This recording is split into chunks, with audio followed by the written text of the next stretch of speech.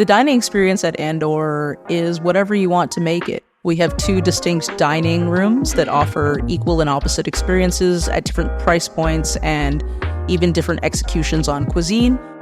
Our overall vibe we describe as modern Canadian, and that is just to reflect the lived experience of everyone on staff, from the service to the stories to the food. Our whole stance is affordable luxury. I was first introduced to the True brand working for the McEwen Group. I was lucky enough to work in well-built kitchens most of my career, and True was just the mainstay there. I chose True for Andor for a number of reasons, but at the end of the day, it's because when the lights go off and we all go home, there's really only one thing still working, and it's the fridges. And if you can't trust that, that's not a good night rest. It's for peace of mind. You can't beat that performance. On top of that, the units are sleek and streamlined and modern. I just can't picture a kitchen without them. They're just iconic.